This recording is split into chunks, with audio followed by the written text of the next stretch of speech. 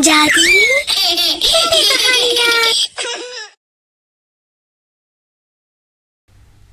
अरे जल्दी जल्दी निकालो, तुम लोगों के लिए सारा दिन मैं यहीं बैठी रहूंगी क्या? इन मजदूर गरीबों को धमका रही ये है सेठानी राजमाला और ये कहानी है मीरापुर गांव की। गांव में ज़्यादातर लोग खेती करके अपना घर चलाते थे, लेकिन खेतों में कई बार फसल अच्छी भी होती है और कई बार नुकसान भी उठाना पड़ता है।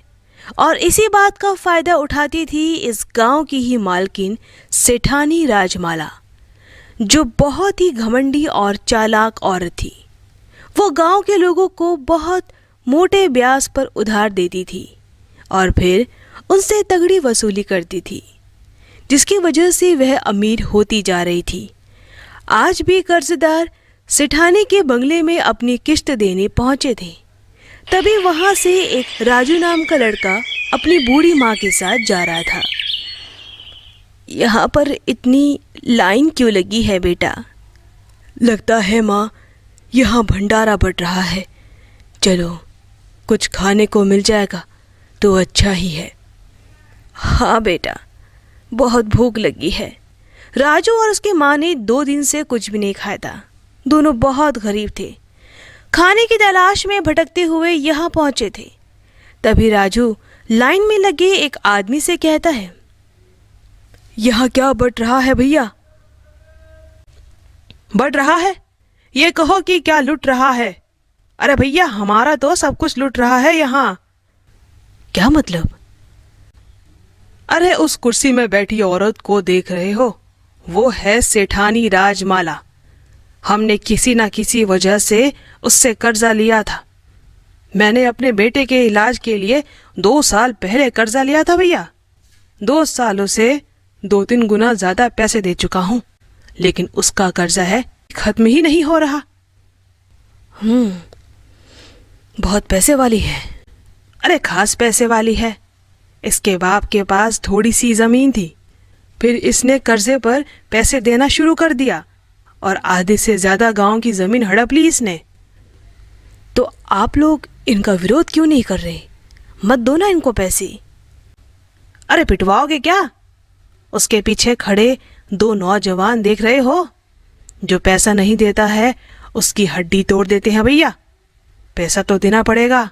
गांव वालों पर हो रहे अत्याचार को देखकर राजू को बहुत बुरा लग रहा था, लेकिन वो कुछ कर भी नहीं सकता था। फिर वो वापस अपनी माँ के पास जाता है। क्या हुआ बेटा, खाना नहीं मिला क्या? नहीं माँ, मैं यहाँ एक आदमी से बात कर रहा था। माँ, यहाँ के हालात तो बहुत बुरे हैं। ये सारे लोग उस सेठानी के कर्जदार हैं माँ। बहुत अत्याचार हो रहा है इन लोगों के साथ। अब चलो छोड़ो, हम यहाँ से चलते हैं। कैसी बातें कर रहा है बेटा? तेरे पिताजी ने तुझे यही सिखाया है क्या? बुरे वक्त पर लोगों को ऐसे ही छोड़ देना? अरे तू इतना समझदार है, कुछ करना इन लोगों के लिए। हमेशा हम ही लोगों की मदद करते हैं माँ, और हमारी मदद कोई नहीं करता। तू ऊपर वाले पर भरोसा कर बेटा और अच्छे कर्म कर, बाकी ऊपर वाला सब देख रहा है। जब वो दोनों आपस में बातें कर रहे थे तो एक औरत उनके पास आई। अरे आप लोग कौन हैं? मैंने तो कभी इस गांव में आप लोगों को नहीं देखा। मेरा नाम राजू है और हम बहुत गरीब हैं। कुछ खाने की तलाश में यहाँ आए हैं। मेरा नाम चांदनी है और पास में ही मेरी झोपड़ी है। आप लोग मेरे साथ चलो, मेरे पास आप लोगों के लिए खाना है। फिर दोनों चांदनी के साथ उसके घर चले जाते हैं। चांदनी ने उन दोनों को भरपेट खाना खिलाया। खाना खाने के बाद राजू की माँ कहती है, तुम्हारा बहुत बहुत शुक्रिया बेटी, जो हम गरीबों को खाना खिलाया। हाँ, और खाना बहुत स्वादिष्ट था, खास करके ये आम का अचार। मज़ा आ गया। ये सुनकर चांदनी बहुत उदास हो गई, क्योंकि उसके पति को भी ये अचार बहुत पसंद था। उसने सेठानी का कर्जा उतारने के लिए खेतों में मेहनत कर करके वहीं पर दम तोड़ दिया था। राजू को उस सेठानी पर बहुत गुस्सा आता है। फिर वो सेठानी को सबक सिखाने की ठान लेता है। दोनों माँ बेटे उस रात चांदनी के घर ही सोए हुए थे, लेकिन राजू को नींद नहीं आ रही थी। वो गहरी सोच में डूबा हुआ था। सेठानी जी, आपको गांव वालों पर अत्याचार करने का बड़ा ही मन करता है ना। अब आप देखो मैं क्या करता हूँ। ठीक उसी रात राजू उठा और सेठानी के बंगले की तरफ चल दिया। उसने अपना मुंह ढका हुआ था। वो छिप छिपाते बंगले के अंदर पहुंच गया। वहां एक बक्सा रखा हुआ था और उस बक्से के पास एक मोटा तगड़ा लठैत सो रहा था। लगता है इस बक्से में वही पैसे हैं जो आज गांव वालों से लिया गया था। कुछ सोच राजू, कुछ सोच। कुछ देर सोचकर राजू ने बाहर एक गाड़ी पर पत्थर मारा। पत्थर की आवाज सुनकर लठैत की नींद खुल गई और वो फौरन गाड़ी की तरफ भागा। तभी राजू फौरन उस बक्से को लेकर वहां से भाग गया। राजू ने जैसा सोचा था वाकई में उस बक्से में पैसे थे, जिन्हें बाहर निकालकर राजू ने बक्सा तालाब में फेंक दिया।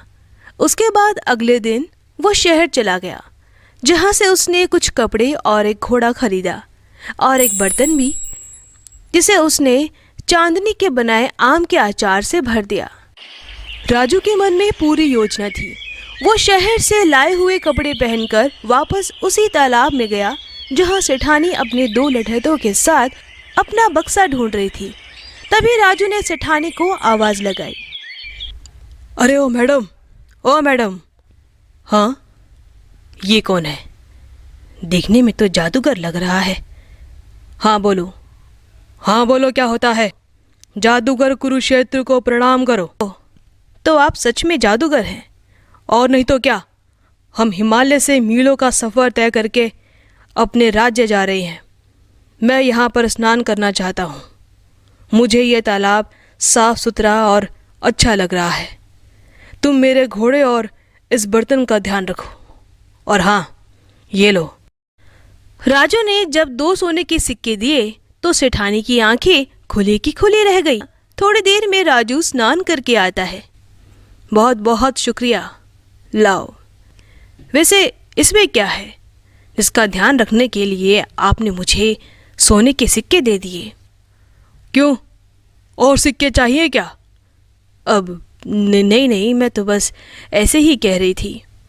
इसमें आम का अचार है और जिस आम का इस्तेमाल इसमें किया गया है वो सिर्फ हिमालय में एक खास जगह पर मिलता है।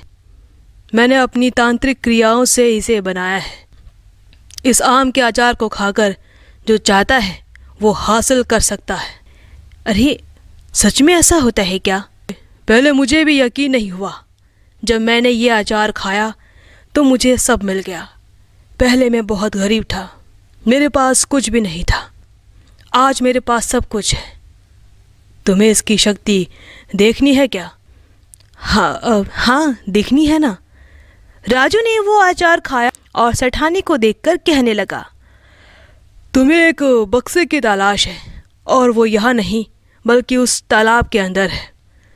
फिर एक लठैत ने तालाब में छलांग लगाई और थोड़ी देर में लठैत बक्सा लेकर बाहर आ गया। सेठानी ये देखकर राजू के पैर पड़ने लगी। चमत्कार हो गया, मुझे ये अचार चाहिए। तुम ये अचार ले सको, तुम्हारी इतनी औकात नहीं है। नहीं, मेरे पास बहुत पैसा है। गांव में आधे से ज़्यादा ज़मीन मेरी है। तुम वो सब ले लो और ये अचार मुझे दे दो। मुझे ये पूरा ही बर्तन दे दो। बस इसी बात का ही तो इंतज़ार था राजू को। उसने आम के अचार के बदले सेठानी से सारे कागजात ले लिए और उसे वो आम का अचार से भरा बर्तन सेठानी को दे दिया। तुम अभी इस अचार का इस्तेमाल नहीं कर पाओगी। शिवरात्रि वाले दिन भगवान शिव की पूजा करके तुम इस मटके को अपने सिर से लगाना और फिर जो तुम चाहो मांग सकती हो। राजू अपनी चाल में कामयाब हो गया था और उसने गांव वालों को उसकी ज़मीन और पैसे लौटा दिए और कुछ पैसे चांदनी को भी दे दिए और अपनी माँ के साथ वहाँ से जाने लगा। अरे बेटा, ये सब तूने कैसे किया? और तेरे कपड़े ये घोड़ा कहाँ से आया? राजू सिर्फ मुस्कुराता रहा और वहाँ सेठानी आम के अचार को लेकर बस शिवरात्रि का इंतजार करने लगी, इस बात से अनजान होकर कि उसे आम के अचार के स्वाद के अलावा और कुछ नहीं मिलने वाला। तो दोस्तों, अगर आपको हमारी कहानी पसंद आई हो तो इसे लाइक करना और शेयर करना और हमारे चैनल को सब्सक्राइब करना मत भूलना।